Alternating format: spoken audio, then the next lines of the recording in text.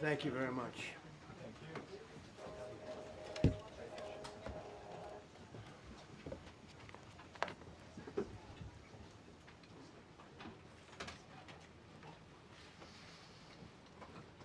It's a great honor to be with you, and happy Easter. We had a great Easter. This is one of our better Easters, I think, in a lot of different ways. I can say militarily, it's been one of the best. So, good afternoon. We have quite a bit to discuss. We'll go into pretty good detail. And we have the people that are most involved. We'll give you exactitude.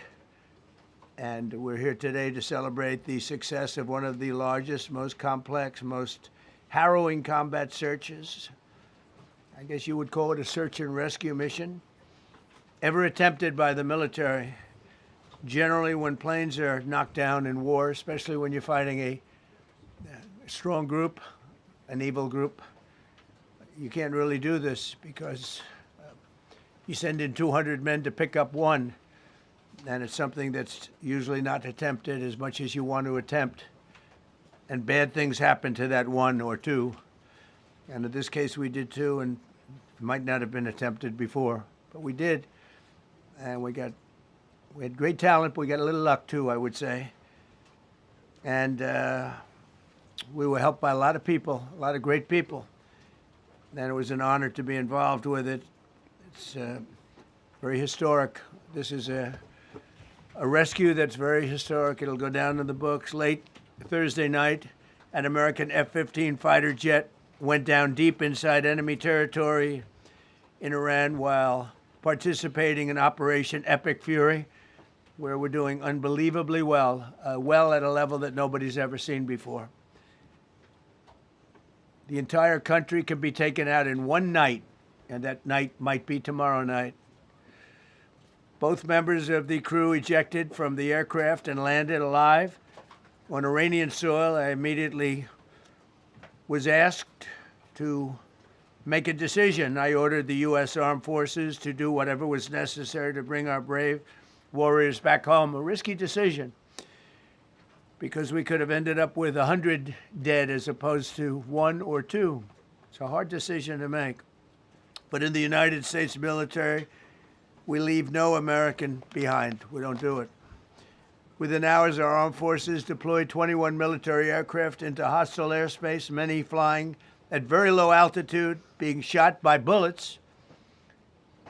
You bring rifles into play when you're going that low, but there are also certain advantages. And in broad daylight over Iran for 7 hours, at times facing very, very heavy enemy fire. We have a helicopter that's got a lot of bullets in it. It's amazing. We just realized how good those weapons are. Our machines are. Nobody has the equipment that we have, and nobody has the military that we have. Not even close. We're the most powerful military anywhere in the world by far. The flight crews and warfighters aboard those aircraft took extraordinary risks to rescue their fellow service members. This first wave of search and rescue forces successfully located the pilot of the F-15, and he was extracted from enemy territory by an HH-60 Jolly Green 2 helicopter. Fabulous machine as our warriors faced gunfire at very close range. It's amazing that when you look at the machinery, what happened, that nobody was even injured. Meanwhile, the second crew member, a weapons system officer, highly respected colonel, had landed a significant distance away from the pilot. When you're going at those speeds, even if you go out 2 or 3 seconds later, it's miles and miles away because you're going fast.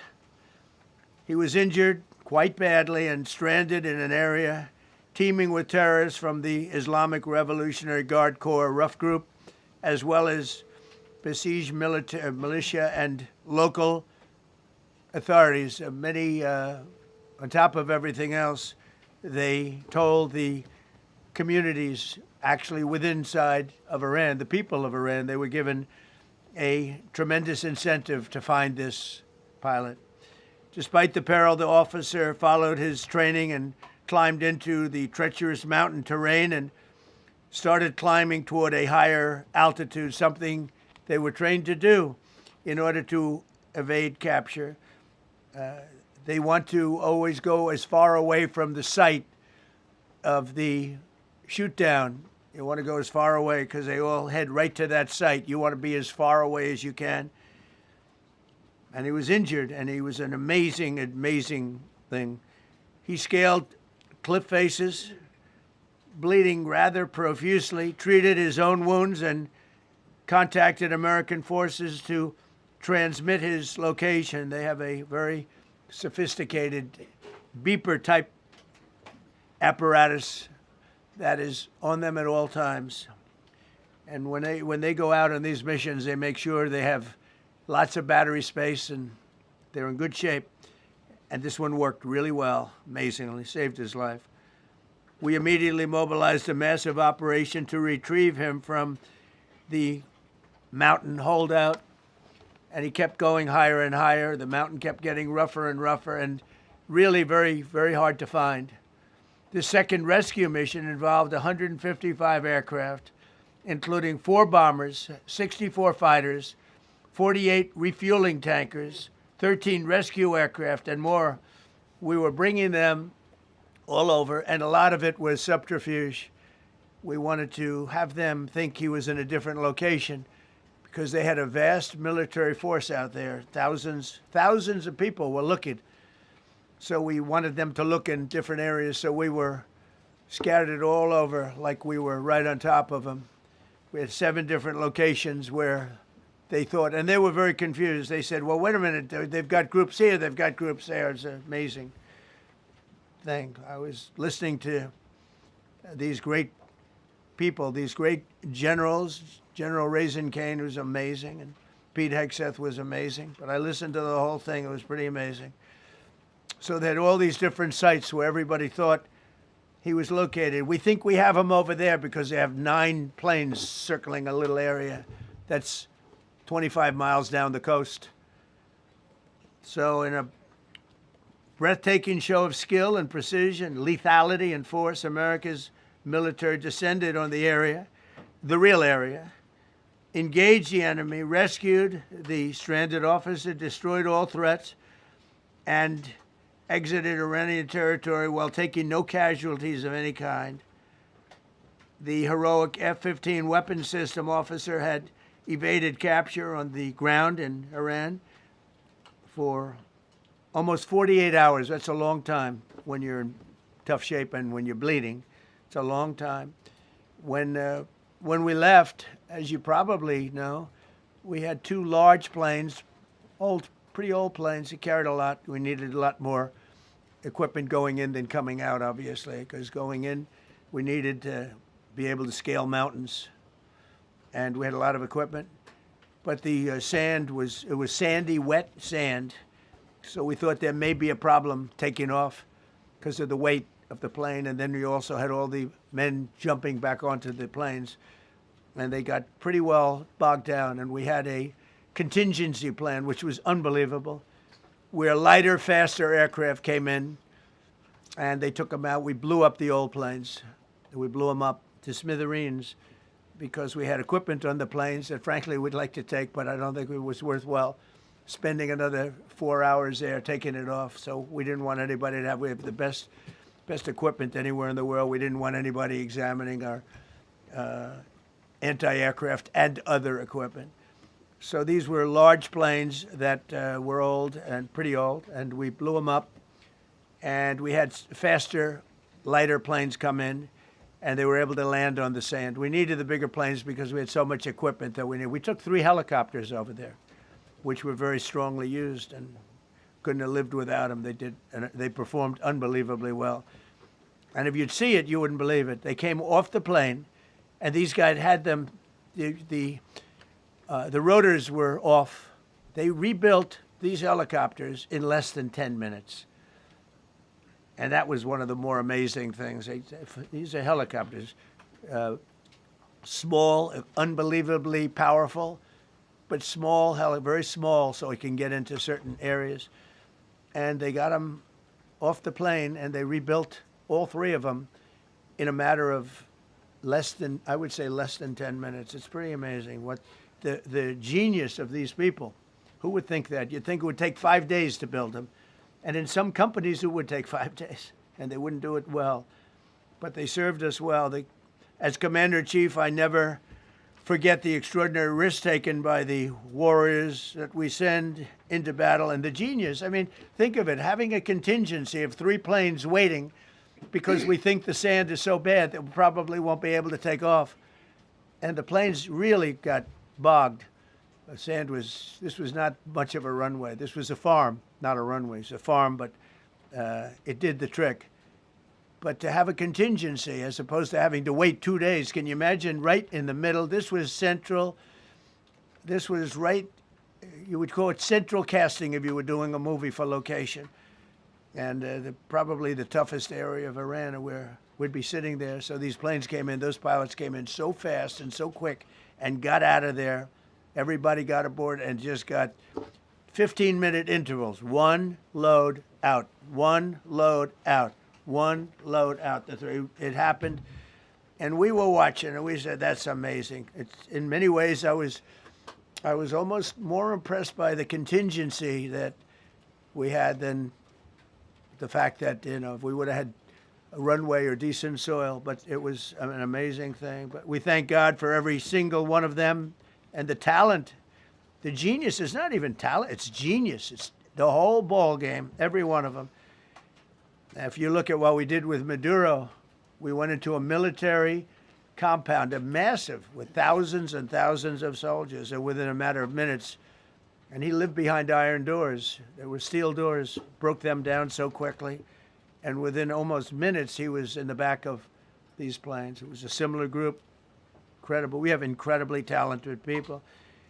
And if the time comes, we move heaven and earth to bring them home safely. We're going to bring our people home safely. I want to thank every member of the U.S. Armed Forces involved in these historic operations. They really were historic. It's just not something that's done. And you'd understand it. Not that they don't want to do it, but when you're going into areas, when you look at these helicopters, when you look at the amount of bullets and everything else that they took, when you go into these areas, you don't come out like we came out. God was watching us, I tell you. Well, it was the Easter, we were in Easter territory, I guess, but God was watching us. It's amazing. Because when you look at the machinery, they took damage. It tells you, first thing I said is, these are unbelievable machines, how they flew back and not even much of a problem. But these 2 extraordinary rescues, because it was 2, and as you probably know, we didn't talk about the first one for an hour, and then somebody leaked something, which we'll hopefully find that leaker. We're looking very hard to find that leaker. And talked about there's somebody missing. They basically said that we have one and there's somebody missing. Well, they didn't know there was somebody missing until this leaker gave the information. So whoever it was, we think we'll be able to find it out because we're going to go to the media company that released it, and we're going to say, national security, give it up or go to jail. And we know who, and you know who we're talking about, because some things you can't do. Because when they did that, all of a sudden, the entire country of Iran knew that there was a pilot that was somewhere on their land that was fighting for his life.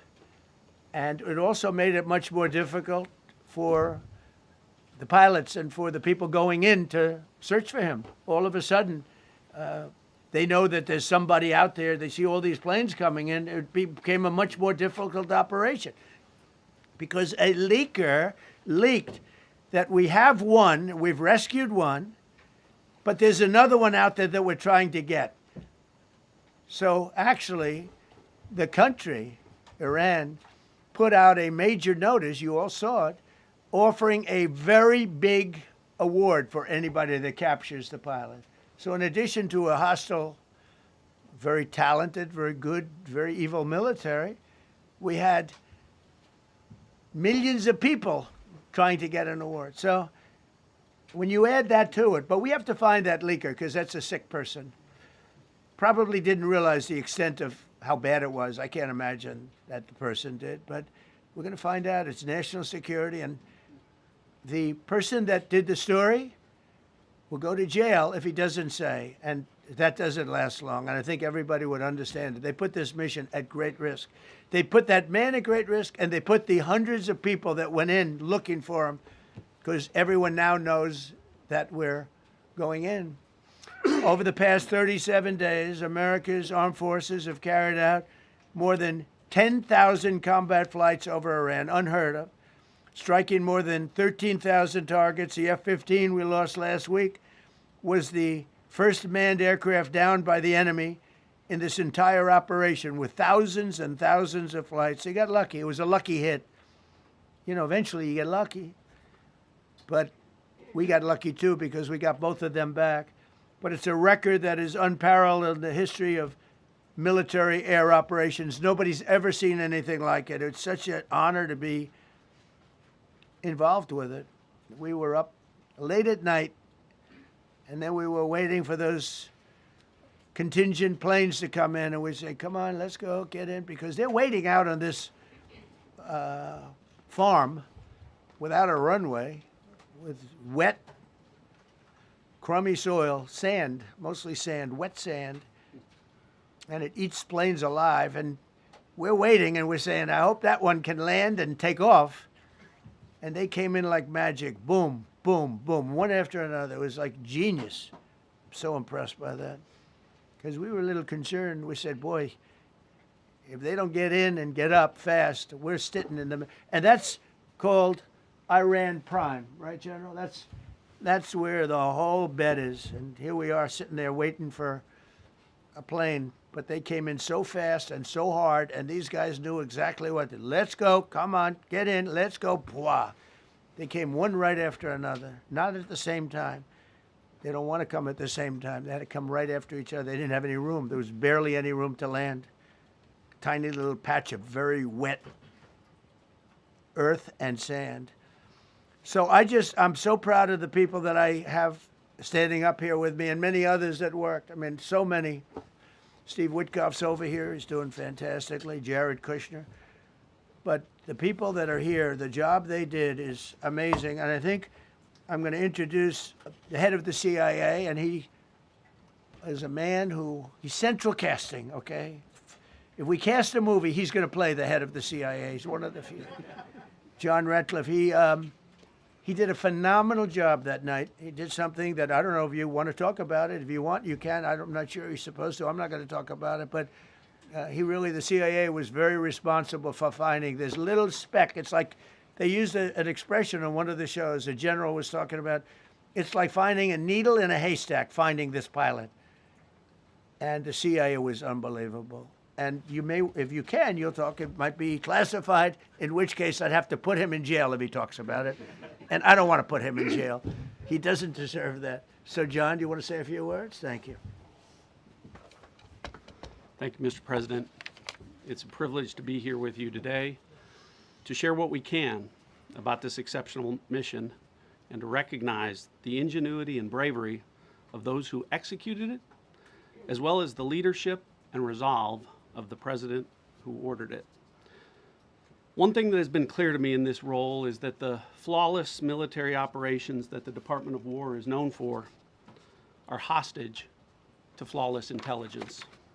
We saw that in the skies over Iran in Operation Midnight Hammer last summer. We witnessed it in Venezuela during Operation Absolute Resolve. We've seen it against the cartels in the Western Hemisphere, and we're seeing it every day in Operation Epic Fury, including this mission to rescue an aviator buried deep behind enemy lines. Because it is the unique tradition of the U.S. Armed Forces that we leave no man or woman behind, this was a no-fail mission.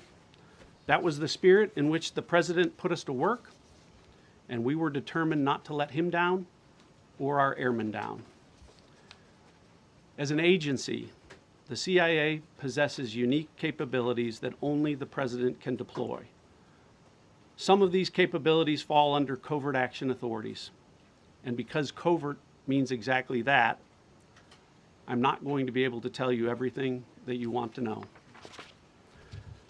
At the President's direction, we deployed both human assets and exquisite technologies that no other intelligence service in the world possesses, to a daunting challenge comparable to hunting for a single grain of sand in the middle of a desert. This was also a race against the clock, as it was critical that we locate the downed aviator as quickly as possible, while at the same time keeping our enemies misdirected. For that reason, in addition to the human and technical assets deployed by the President to find our airmen, CIA executed a deception campaign to confuse the Iranians who were desperately hunting for our airmen. On Saturday morning, we achieved our primary objective by finding and providing confirmation that one of America's best and bravest was alive and concealed in a mountain crevice, still invisible to the enemy, but not to the CIA. That confirmation was relayed by Secretary Hegseth to the President, and the operation quickly moved to the execution phase. Following the successful exfiltration on Saturday night, our intelligence reflects that the Iranians were embarrassed and ultimately humiliated by the success of this audacious rescue mission. When the President asked me to lead the CIA, he made it clear: get back to basics, no politics, no agendas, tackle the hardest problems, and execute the toughest missions. This President is about results, and now that's what his CIA is about too. The professionals at the agency and at the Department of War deserve immense credit for their flawless execution during this daring mission. Their skill, creativity, and courage are unmatched on the battlefield wherever they step. But none of that matters, and all of that is wasted without a president with the political courage to put them into action. Mr. President, I've had the privilege of seeing you act with political courage in the best interest of the United States up close on a daily basis, and I'm grateful that this successful mission has given the American people a window into that as well. The Secretary and Chairman will tell you that our service members' confidence is boosted by a Commander-in-Chief who has their back the same way they have yours. And I know that the confidence of CIA's officers is boosted by the knowledge that their work is informing a president who's not afraid to make the hardest decisions when the stakes are highest. And to the American people, your confidence should be boosted by knowing that the security of the nation is in the hands of a president who's willing to take on problems that have confounded both sides of the political aisle for nearly half a century. It is an honor to serve under a leader who just proved that you can believe him when he says, no matter what, we will leave no one behind. We will come for you. Thank you.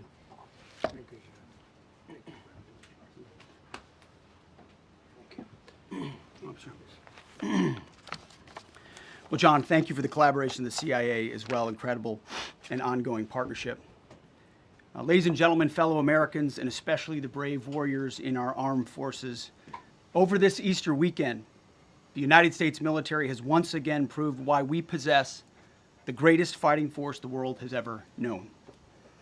In two extraordinary combat search and rescue operations deep inside enemy territory in Iran, our warriors executed missions of breathtaking skill, courage, and precision. When our warriors are unleashed, as this president has allowed them to be, they are unstoppable. When American airmen were down behind enemy lines, our forces and our president did not hesitate. Special operators supported by elite air crews and intelligence professionals moved swiftly and decisively into treacherous mountain terrain under the constant threat of Iranian forces closing in. Ultimately, it was an impotent Iranian threat. And today, as the CIA director mentioned, Iran's military, and we know this, is embarrassed and humiliated, and they should be. Now, these are not routine operations. They were high-risk, high-stakes missions conducted in the heart of enemy territory. This was not just barely into Iran. This was deep into Iran. involving coordinated strikes to suppress threats, deception tactics to protect our teams, and full synchronization across air, ground, and special operations. The Iranians are still asking themselves right now, how did the Americans do this?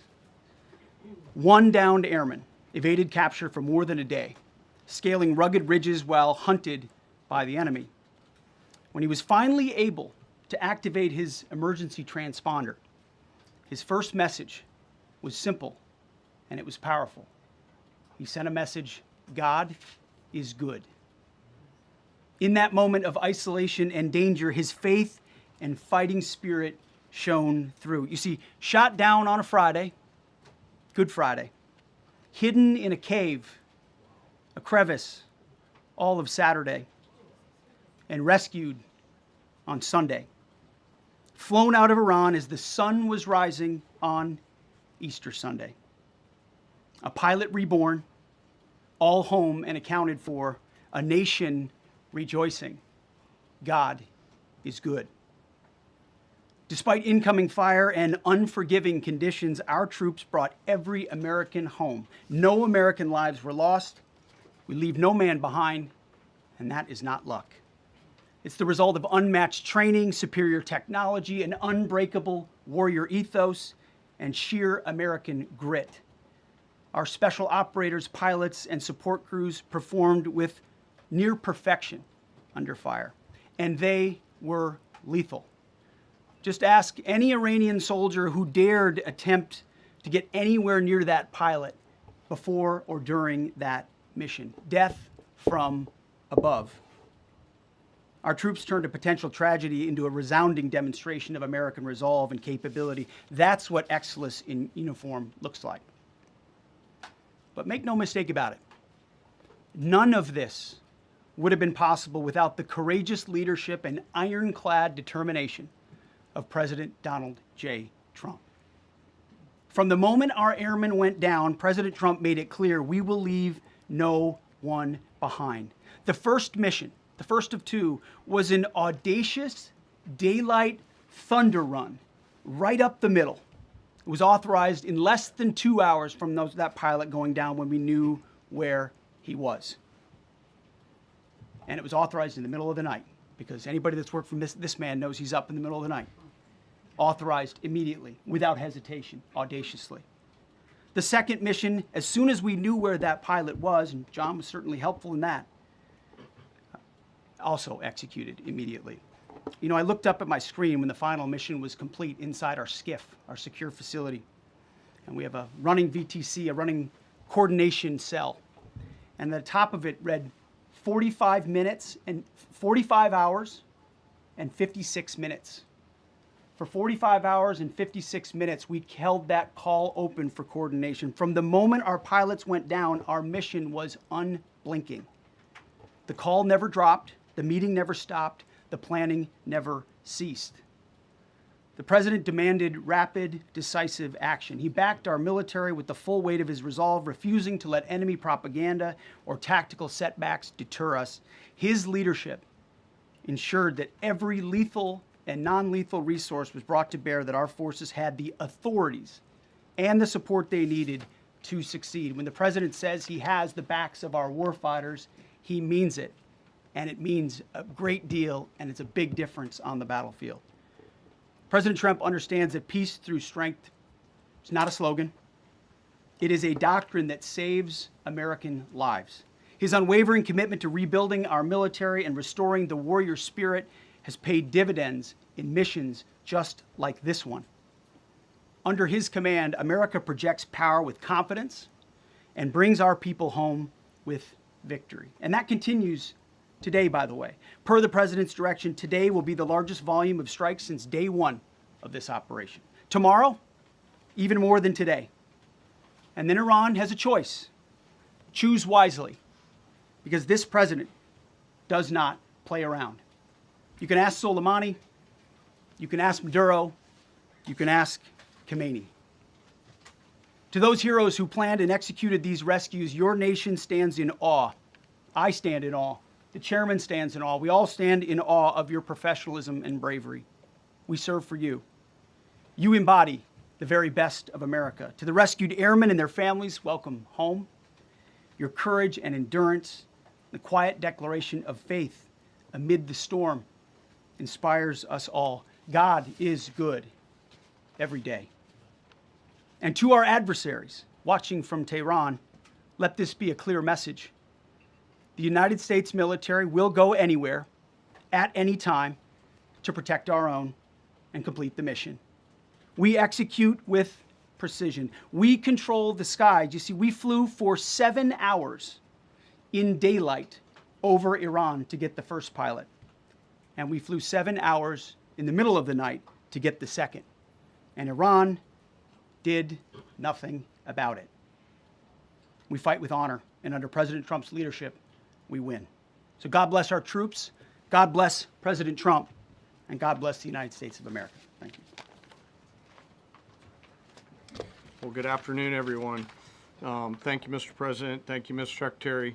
A note before I start, I know many of you want specific details in these briefings. We will share what we can, but I will retain what I must in the event that we have to go do this again sometime. And I cannot stress the importance, as the President said, around operational security. The Secretary and I will do a more detailed briefing tomorrow morning, and we look forward to sharing the details that we can. On Thursday, 2 April at 10:10 p.m. Eastern Time, 4:40 in the morning, local Iran time, the Joint Personnel Recovery Center, which handles the Central Command area of responsibility, declared an isolated personnel recovery event for a U.S. Air Force F-15E Strike Eagle, call sign Dude 44, which was down in hostile Iranian territory. The pilot and weapons system officer had both safely ejected and were isolated behind enemy lines. Following confirmation of active rescue beacons and on the direction of the Secretary and by order of the President, a rescue operation was launched with the stated purpose of bringing both Americans home safely. As the Secretary said, several hours later on the morning, after positively locating the front seater, call sign Dude 44 Alpha, and aware of an aggressive ongoing search by the enemy, a U.S. Central Command plan was approved by the Secretary and the President.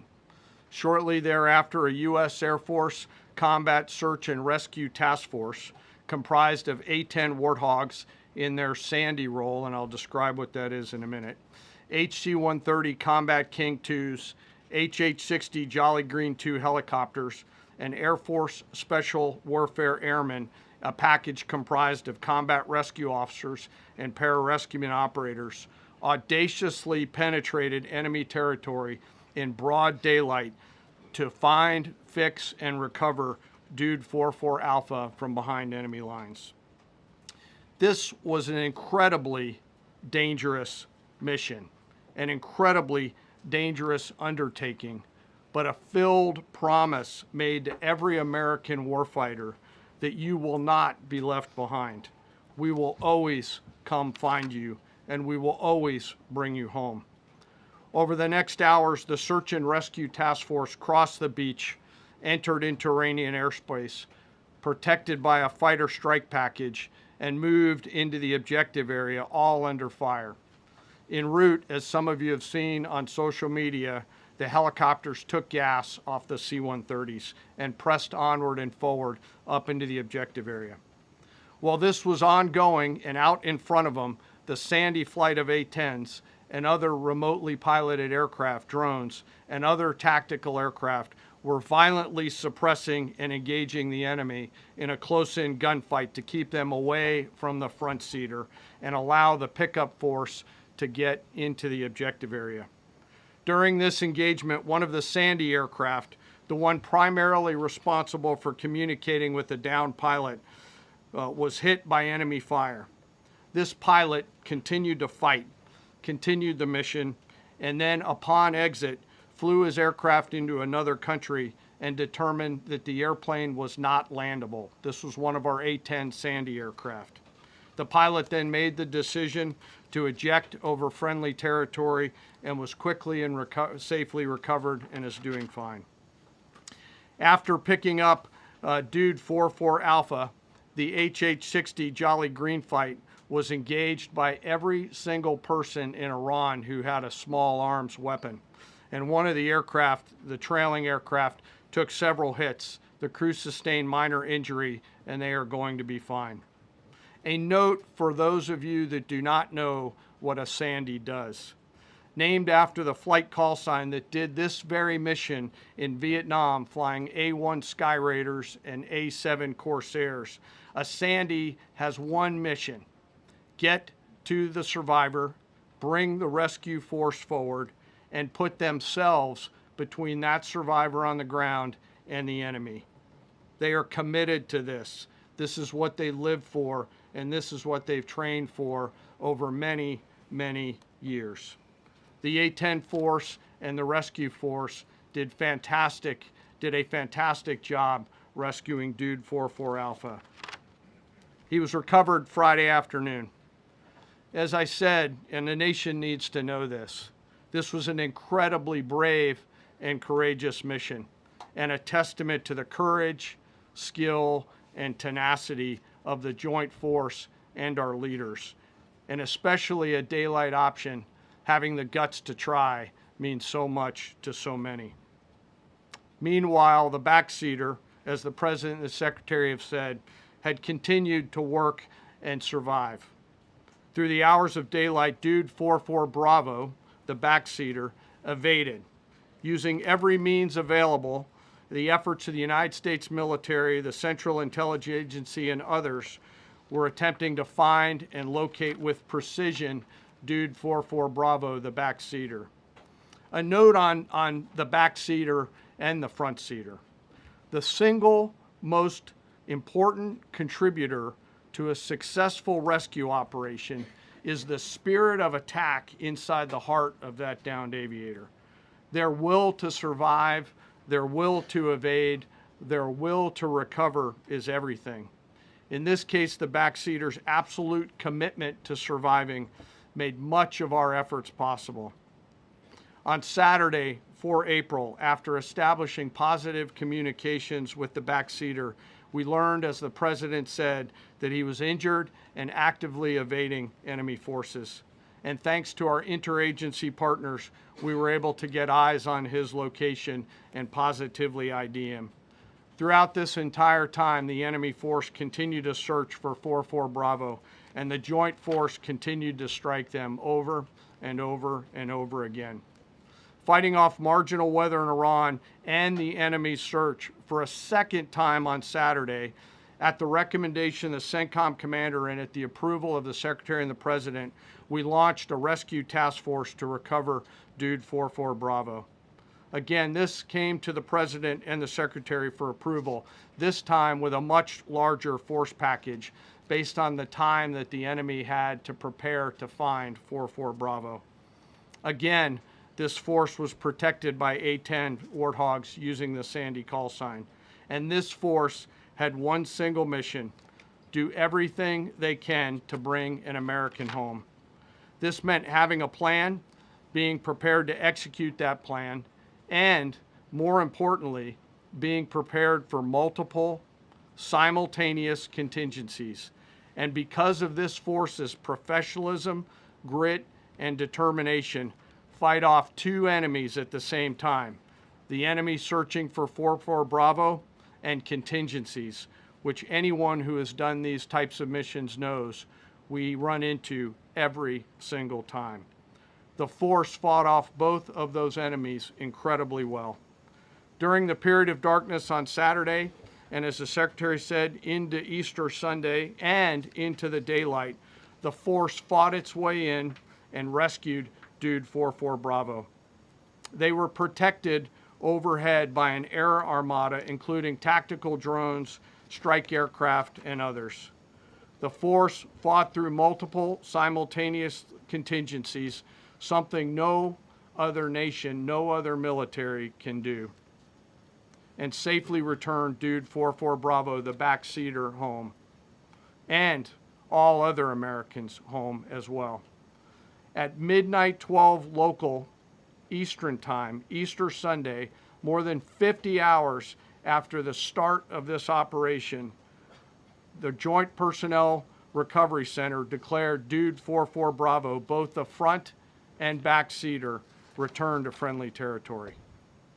The courage demonstrated by both the pilot and the weapons system officer while isolated and them invading the enemy cannot be overstated.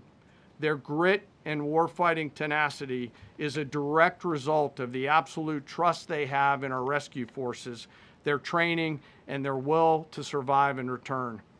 They always knew that we would be ordered to go get them, and they always knew that we would be coming to get them. These two operations reflect our nation's most sacred obligation to our military service members. We leave no one behind, bless you. It also perfectly captures the first truth of our special operations forces, that people are more important than hardware. That is the standard we live by, and the rescue forces that execute these missions operate under a clear motto: these things we do that others may live. Their actions were a direct embodiment of that commitment to others, and I could not be more proud of each and every one of them today. As the Secretary said to our enemies, this operation serves as a clear reminder of the capability and will of America's joint force. The United States of America will recover our warfighters anywhere in the world, under any conditions, when we want to. We will always bring overwhelming skill and firepower. To every member of the Joint Force, our interagency partners, the leadership at CENTCOM, and our leaders at the department and above, thank you. I'm proud of each and every one of you and thankful to our deployed forces and their families. And lastly, and most importantly, to Dude 44, welcome home. Job well done. Thank you.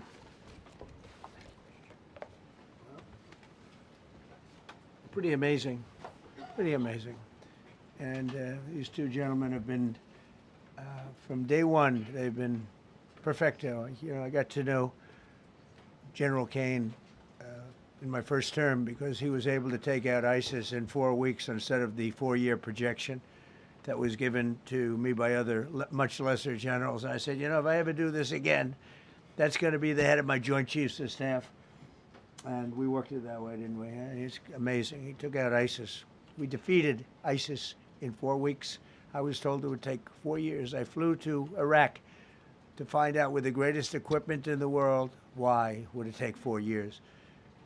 And he told me, sir, it won't.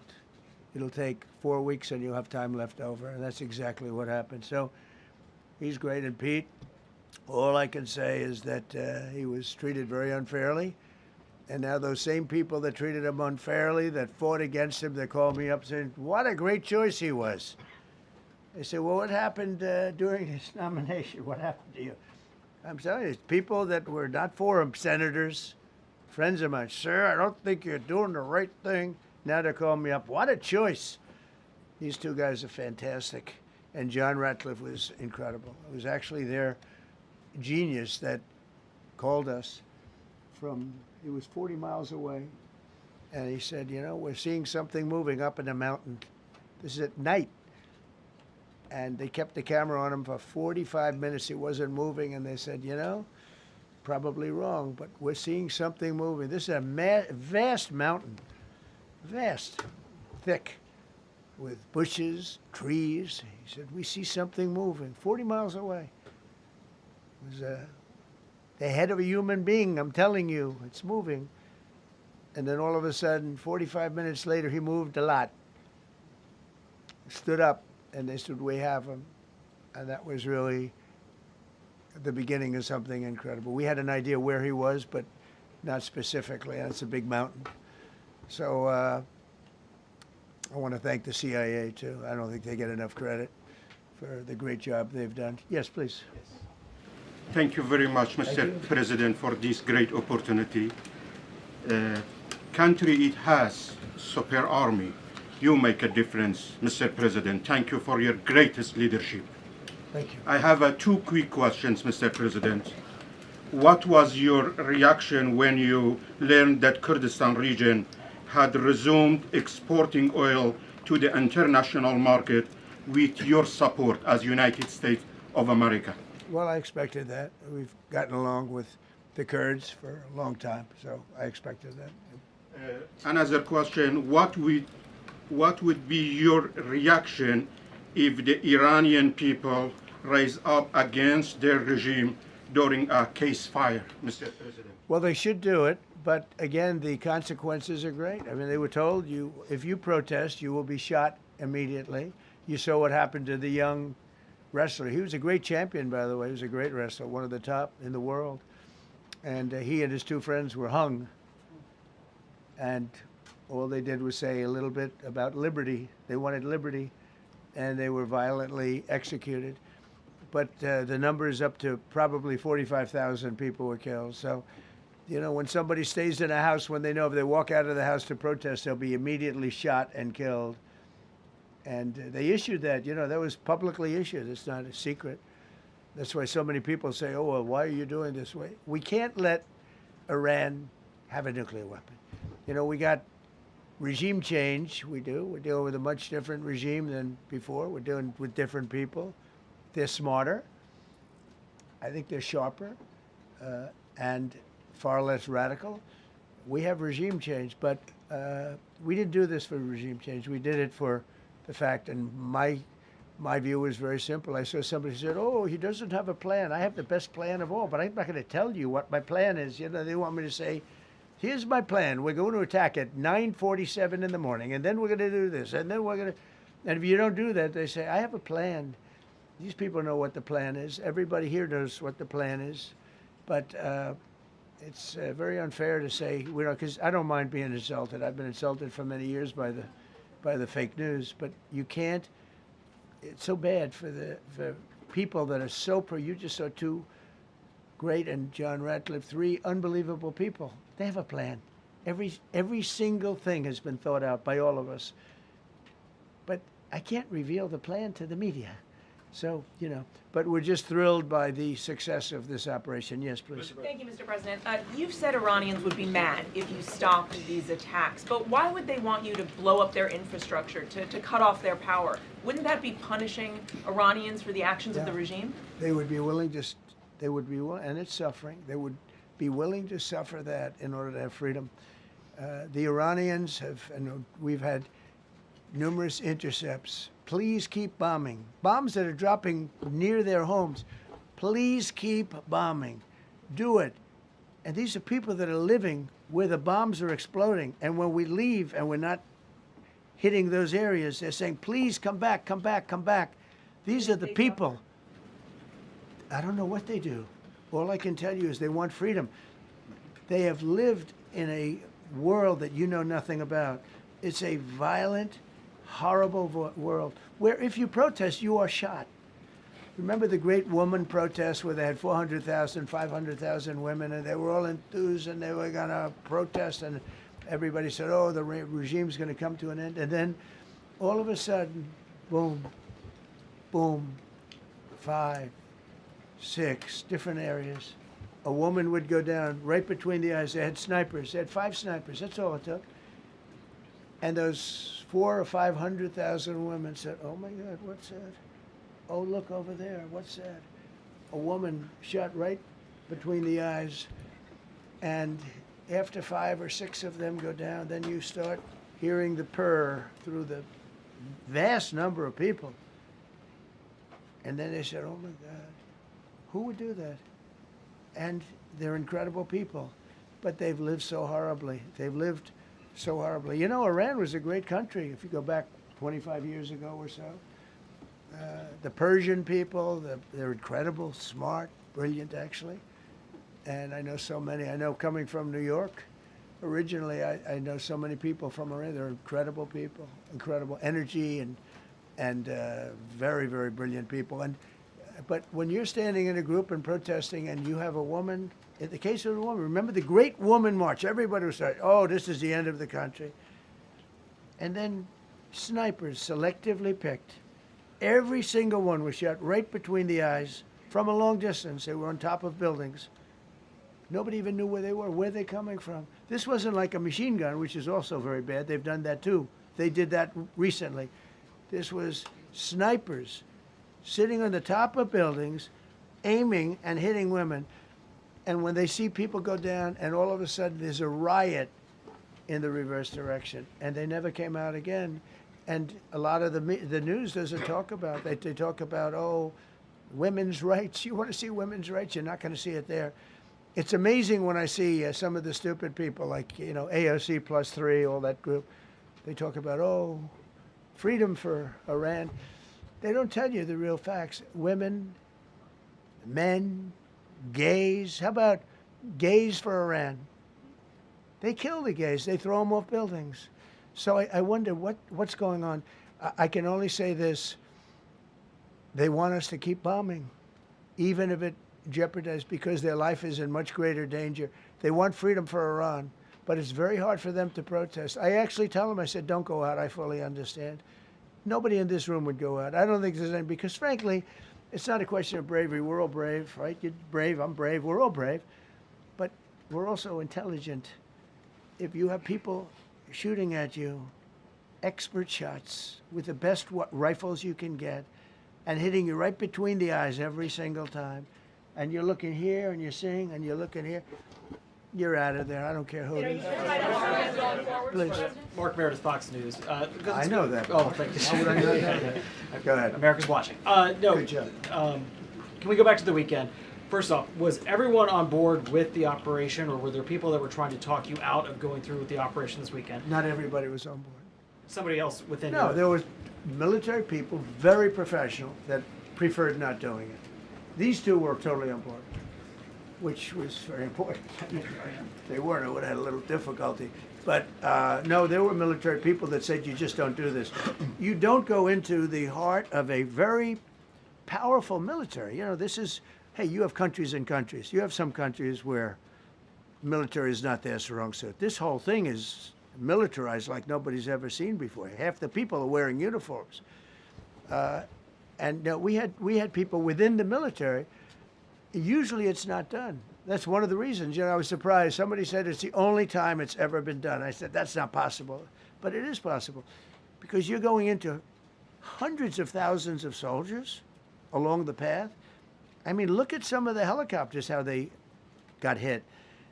So, yeah, there were people within the military that said it's a wise. And don't forget, how many men did you send altogether, approximately, for the operation? I'd love to keep that a secret. Okay, well, but I will tell you the number. I'll keep it a secret, but it was hundreds.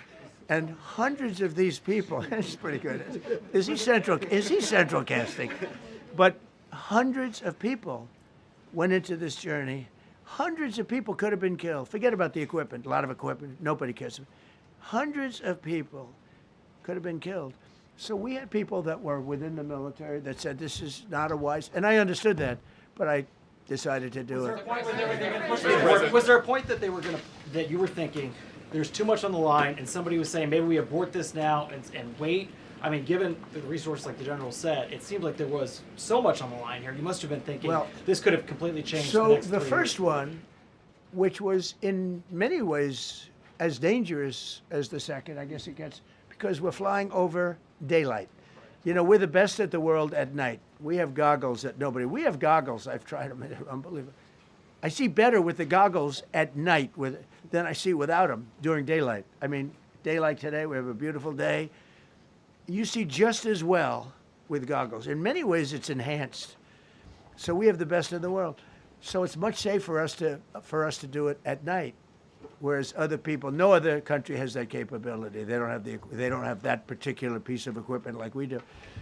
But when I was told flying and in daylight, I think we flew 7 hours over Iran, and that's a long time, over unbelievably hostile territory, where they have nothing but weapons. We took out their anti-aircraft, which is great. We took out their radar, which is great. We took out a lot, but they still have, what hit this one was a handheld shoulder missile, heat-seeking missile. So it's not like, they're totally whatever. And they had probably a little luck, because you got to get lucky. But they shot it, and it got sucked in right by the engine. But these guys were out of there. They were great. Their timing was great. But no, I was told that this is a very a dangerous mission. I understand. They didn't say it's a foolish mission. They said, you know, we're going to be sacrificing hundreds of people do this. This is, I mean, you have tankers that are flying over this area so that because the flight was so long, they had to refuel. It's a very dangerous mission. I just felt it was worth it. If you would have told me that we would have been successful, gotten both, and nobody was even essentially injured, I would have said that would be impossible. Yeah, please. Mr. President, thank you very much. Thank you, sir. I'll come back to you. Okay, thank you. Given that you are now dealing, you say, with a more reasonable, less extreme leadership in Iran, what does that mean for the protesters, for the human rights movement in that country after this conflict? Well, I What's think your positive. expectation? Yeah, if they assume control, if we do something and they assume control, I think it's very positive, a big step. I don't think you'd see the radicalization that you have seen in the last. Look what happened. I mean, women are being executed because they're not properly clothed, they say. They're not properly clothed, and they execute the women. They shoot them right on the street. No, you have a much different group of people. Now, I'm not saying we are dealing with them. Essentially, they have till 8 o'clock tomorrow night, Eastern time. But we are dealing with them. I think it's going well. Mr. Witkoff is here, and JD's involved in the dealing. Mr. Witkoff is sitting right here, and I think it's going fine, but we'll have to see. You have to understand, we've been dealing with these people for 47 years.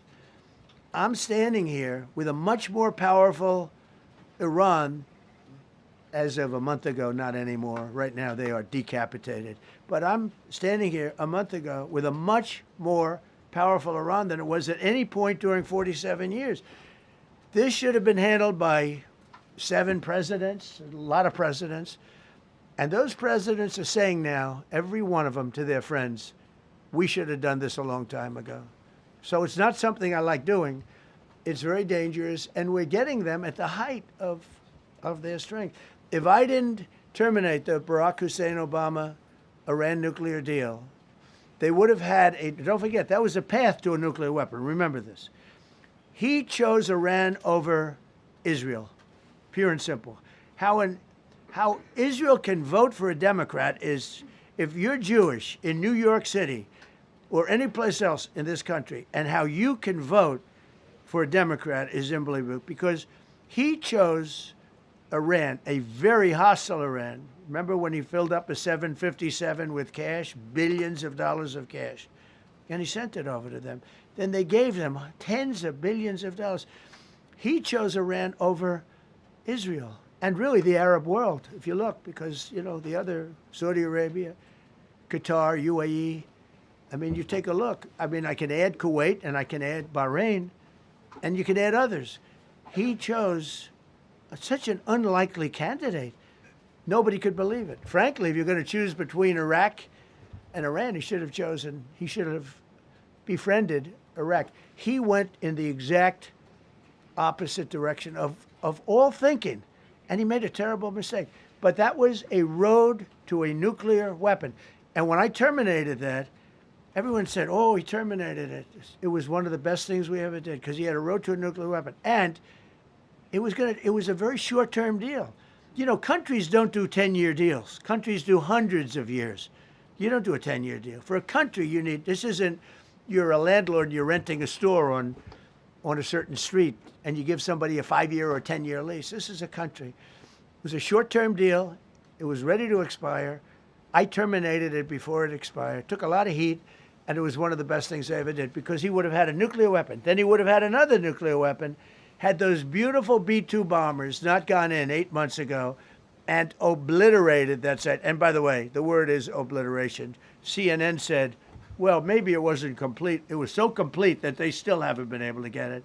It was obliteration. But if we didn't hit them, that was a courageous decision, too, because we had all those planes flying in at night with very little cover, unbelievable stealth planes, and they were able to do their job. If we didn't do that, Iran would have had a nuclear weapon at a high level, either one of those two instances. And if they did, in my opinion, I told this to Bibi Netanyahu yesterday, Israel would have been extinguished. Large portions of the Middle East would have been extinguished, whether it's Saudi Arabia, Qatar, UAE, or others. And you saw that with thousands of missiles raining down upon them. They didn't think they were going to be hit. They thought they'd be watching us fight.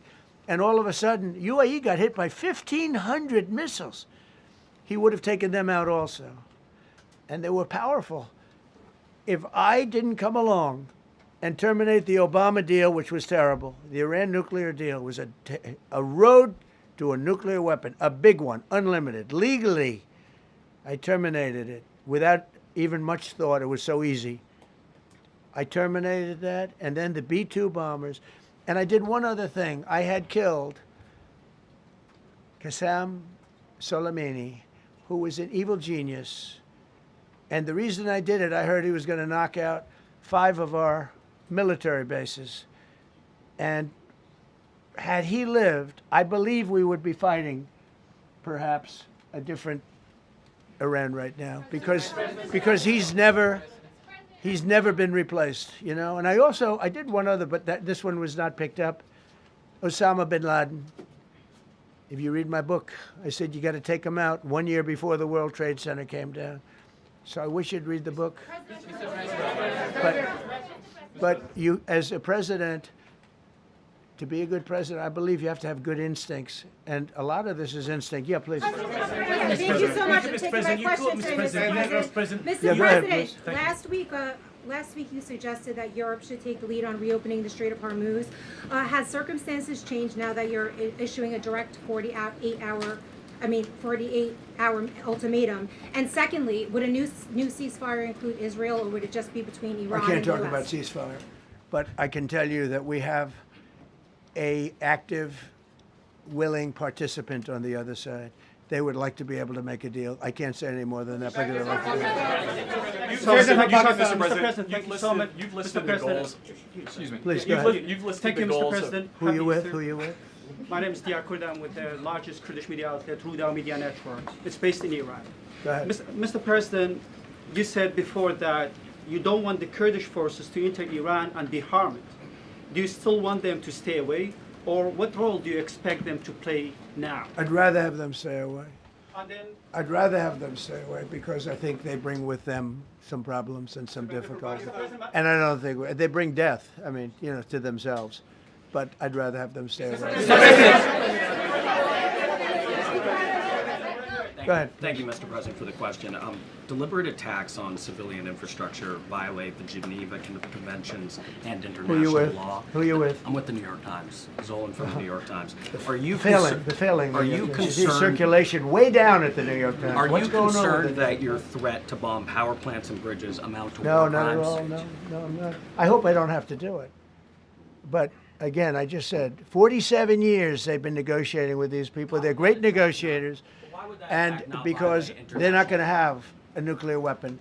And if somebody that takes my place someday is weak and ineffective, which possibly that will happen because we had numerous presidents that were weak, ineffective, and afraid of Iran, we're never going to let Iran have a nuclear weapon.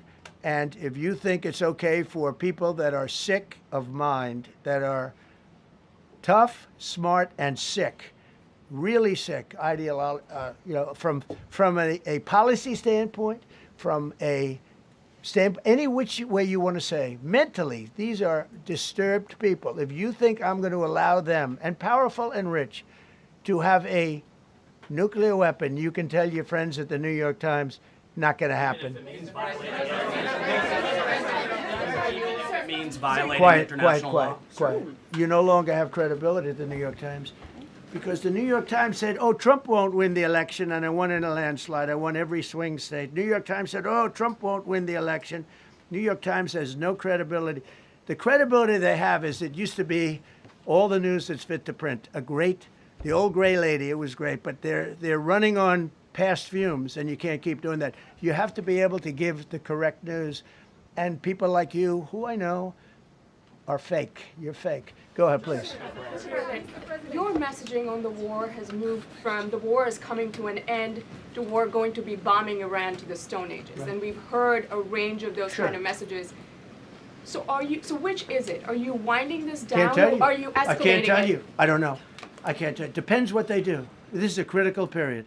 They have a period of, well, till tomorrow at 8 o'clock. I gave them an extension. They asked for an extension of 7 days, right? I said, Steve, give them 10 days. 10 days is up actually today, so I gave them 11, I guess, indirectly. I thought it was inappropriate the day after Easter. I want to be a nice person. They have till tomorrow. Now, we'll see what happens. I can tell you they're negotiating, we think, in good faith. We're going to find out. We're getting the help of some incredible countries that want this to be ended because it affects them also. A lot of people are affected by this. But we're giving them till tomorrow, 8 o'clock Eastern time. And after that, they're going to have no bridges. They're going to have no power plants. Stone Ages, yeah. Stone Ages. CNN fake news. Are you willing to make a deal that does not include reopening the Strait of Hormuz, or is that now a top priority? I would say it's a very big priority because, see, that's one thing that's a little different than other things. We can bomb the hell out of them. We can knock them out for a loop. But to close the strait, all you need is one terrorist that somehow has a truck loaded with, because you can carry them in trucks, large trucks, a water mine, drop them in the water, and now you tell people that own ships that cost $1 billion to don't worry about the mine. You can do that even just by saying we put mines in the water. So it's not like the rest. We can knock out their military. We already have. We've knocked out their Navy. We've knocked out their Air Force completely. We've knocked out 158 ships in 3 days. We've knocked out even their mine droppers. They don't have any mine droppers anymore, but they put them on other boats, and they could drop them. I'm not even sure they have any mines there, by the way. I'm not sure. I'm personally, they say there might be 8. I don't know. I think there might be none because they're very good bullshit artists. That's why for 47 years they've been bullshitting other presidents, and they haven't done the job. And people are living in hell. You live in that country, they're living in hell. No, I think that 47 years of this stuff is long enough. They're at the weakest point they've ever been. They have no Navy, they have no Air Force, they have no anti-aircraft weaponry, they have no radar, they have no communication. In fact, the biggest problem we have in our negotiation is that they can't communicate. I said to Steve, what are they saying? Sir, they can't communicate. They have no method of communication. So we're communicating like they used to communicate 2,000 years ago with children, bringing a note back and forth. They have no communication. But all I want to see is I want to have a safe world. And you're not going to have a safe world. Israel will be gone. The Middle East will be gone. And then they're coming for Europe. And I have to tell you, I'm very disappointed in NATO. Very. I think that NATO... I think it's a mark on NATO that will never disappear in my mind. You know, they're coming to see me on Wednesday. They're going to say, oh, we'll do this, we'll do that. Now they all of a sudden want to send things, you know. But they said it loud and clear at the beginning when I spoke to UK of all. I would have said they would have been the first because they're the oldest. And I say, yeah, I'd love to have a little help. He said, no, sir, we'd rather wait till you win. I said, I don't need help after we win. They have 2 old, broken aircraft carriers, barely work. I said, I guess we can use them. Who the hell knows? I called the general. He didn't even want them. He said, we don't really need them. We got the SS Abraham Lincoln, sir. We don't need them. You know, we have, in terms of technology, we had one day 101 missiles going at 2,700 miles an hour, aimed at the Abraham Lincoln. 101 missiles. Out of 101 missiles, 101 missiles were shot down. Unbelievable technology. 10 years ago, 5 years ago, I don't know if that would have been possible, but 10 years ago, that wouldn't have been possible. 101 missiles heading to a ship that's not that far off the coast. And out of the 101 missiles, we shot down all 101. We have weaponry.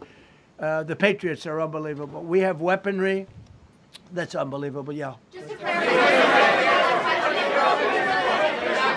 Go ahead, please. Yes. Thank you, Mr. President. You said earlier today during the egg roll that you would like to take Iran's oil. but Americans want U.S. forces home. Correct. What's that If trade-off? I had my Does it choice, take too if I had my much time? choice, yeah, because I'm a businessman first. With Venezuela, as you know, the war was over in about 45 minutes.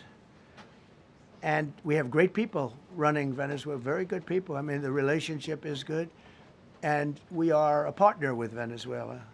And we've taken hundreds of millions of barrels, hundreds of millions. Over 100 million barrels already is in Houston, refined and out. And paid for that war many, many times over, many times. You know, the old days, to the victim. Okay, you know that. To the winner belong the spoils, go the spoils. And I've said, why don't we use it? To the victor, go the spoils. And we don't have that. We haven't had that in this country probably in 100 years, because even the Second World War, you look at the Second World War, we didn't have it with the Second World War. We helped rebuild all those countries. We rebuilt Germany. How about Germany telling us that, well, it's not their war. We had nothing to do with it. They wanted me to go and tell them everything I was doing.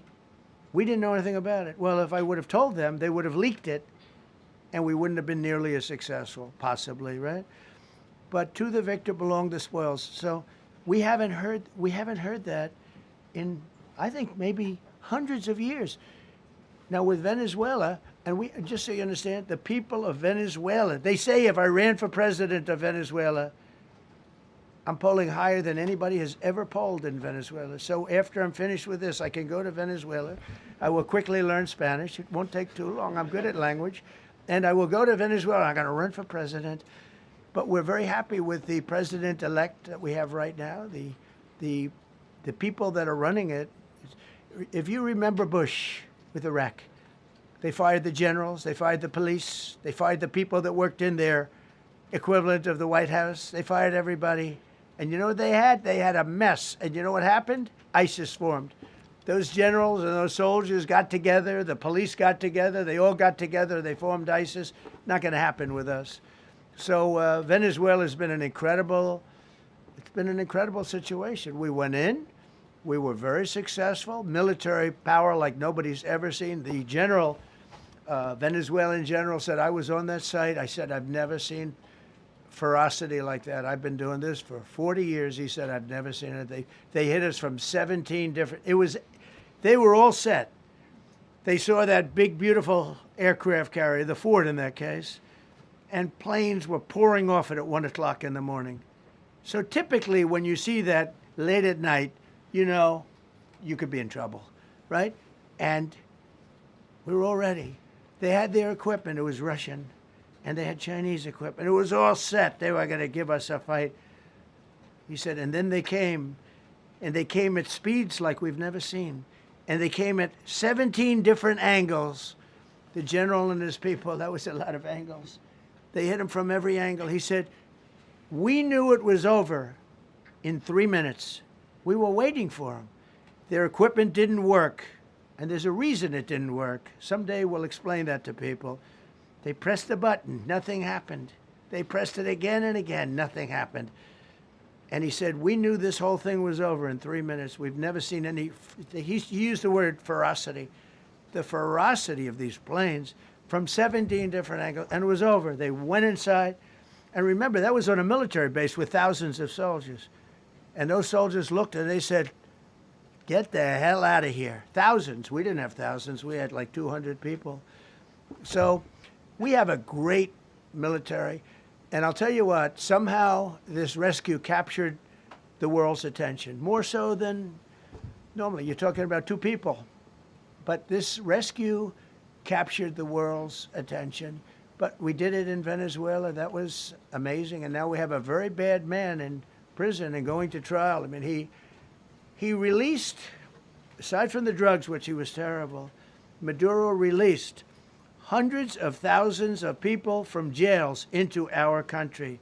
Drug dealers, murderers, the worst people in the world were released into our country because we had a stupid president who probably didn't know, and we had a border czar who never went to the border and never once called our great Border Patrol agents, right? Not once, Kamala. She never called the Border Patrol. She never said, how we doing? I used to call the Border Patrol guys every day. You can ask them, Paul, ask any one of them. Brandon, ask them all the time. How we doing? How we doing? And we now, I'm proud to say, have a totally sealed border. 9 months, nobody is coming through our border. And nobody even tries because they know they're not going to get through. So we don't have caravans anymore. So maybe 1 or 2 more and we'll be done. Mr. President, are you allowed to, or are you willing to end this conflict with Iran charging tolls for passage through the strait?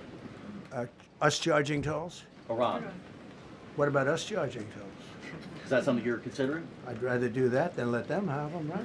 Why shouldn't we? We're the winner. We won, okay? They are militarily defeated. The only thing they have is the psychology of, oh, we're going to drop a couple of mines in the water, all right? No, we have a concept where we'll charge tolls, okay? I thought you meant us. Your question would have been more accurate if you said us. Go ahead. Thank you very much. So just to clarify, in order for Iran to successfully meet your deadline tomorrow, do they have to make a deal, open the strait, or both? We have to have a deal that's acceptable to me. And part of that deal is going to be, we want free traffic of oil and everything else. Mr. President, thank you very much. You've said glory be to God in this conflict. Do you believe that God supports the United States' actions in this I do, war? because And have you God sought is his direction? good, because God is good, and God wants to see people taken care of. God doesn't like what's happening. I don't like what's happening. Everyone says, I don't enjoy this. I don't enjoy it. These 2 guys don't enjoy it. You know, people say, oh boy, they're so tough. I don't like seeing people killed. I've ended 8 wars. Nobody's ever done it. The person who won the Nobel Prize came to me and said, you deserve the Nobel Prize. She announced that. When they announced, they said, goes to Maria. She's a great person, really a good person. She said, no, no, no. This is ridiculous. They gave me the Nobel Prize. President Trump ended 8 wars. I could go over every one of them, including India and Pakistan, where the Prime Minister of Pakistan said, President Trump saved from 30 to 50 million lives. That makes me much happier than what we're doing right now. That makes me much happier. We have 1 more to end, by the way. Okay. President, you called yesterday in your Truth Social, you called the Iranians crazy bastards. True. What is your response to critics who say that I don't care about critics. What is your response to critics who say that it is your mental health that should perhaps be examined as this war continues? I haven't heard that. But if that's the case, you're going to have more people like me, because our country was being ripped off on trade, on everything for many years until I came along. So if that's the case, you're going to have more people. Dasha, go ahead. Dasha, go. You said that very little is off limits in Iran as far as targeting, Yeah. including power plants, bridges, you've mentioned those. Very little is off limits. Are there certain kinds of civilian targets, though? I'm thinking schools I don't want to or tell you hospitals that. you I don't want would to say tell you is that. off- We have a plan, because of the power of our military, where every bridge in Iran will be decimated by 12 o'clock tomorrow night, where every power plant in Iran will be out of business, burning, exploding, and never to be used again. I mean, complete demolition by 12 o'clock. And it'll happen over a period of 4 hours if we wanted to. We don't want that to happen. We may even get involved with helping them rebuild their nation. And you know what? If that's the case, the last thing we want to do is start with power plants, which are among the most expensive thing, and bridges. You saw the bridge went. We were very close to a deal. And then I got a call from Mr. Whitcoff, Mr. Kushner, and JD saying, I think they're breaking the deal. I said, tell them that's okay. Don't worry about it. But tell them to look out their window and watch. And within 45 minutes, I gave the order to knock out the biggest bridge. I gave the order, knock out the biggest bridge in, I believe, the Middle East, but the biggest bridge in Iran. And within 10 minutes after I gave that order, that bridge was over. So do I want to do that? No. Do I want to destroy their infrastructure? No.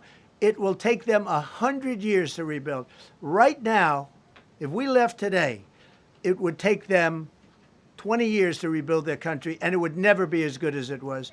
And the only way they're going to be able to rebuild their country is to utilize the genius of the United States of America. Mr. President, on NATO, you voiced your displeasure with NATO in the past. Is there a danger to the U.S. not being the de facto of the leader of the alliance, and then other powers within the alliance then getting the decision-making when it comes to wars and nuclear weapons? No, it's not a danger. Look, we went to NATO. I didn't ask very strongly. I just said, hey, if you want to help, great. No, we will not help. I said, that's all right. You don't want to help?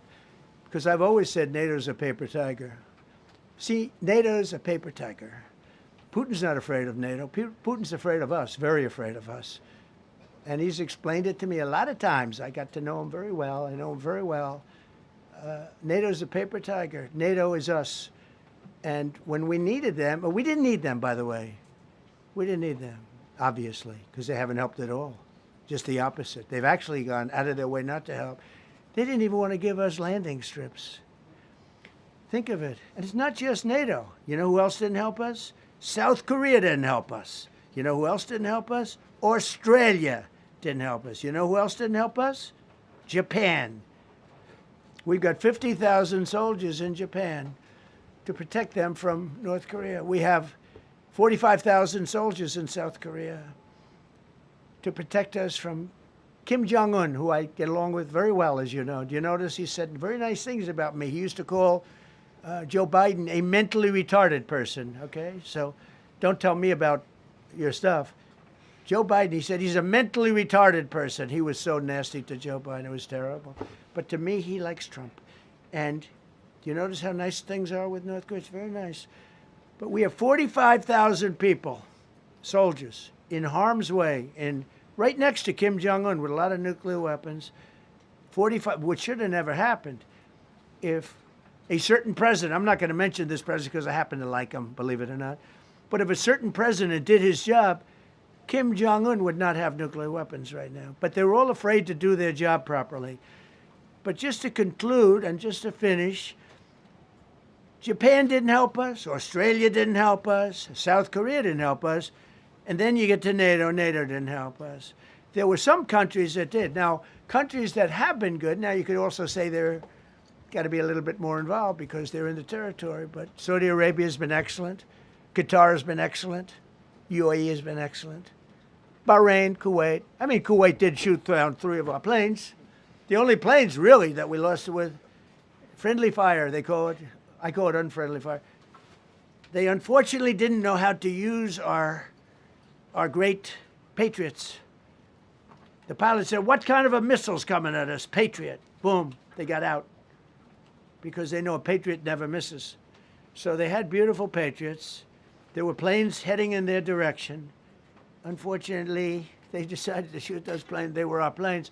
So, NATO is a paper tiger. Now, he's coming to see me on Wednesday, as you know. He's a wonderful guy. Secretary General is great. And Mark Rutte, he's a great person, but he's got... And it all began with, if you want to know the truth, Greenland. We want Greenland. They don't want to give it to us, and I said, bye-bye. Okay, thank you very much, everybody. Thank you. Thank you.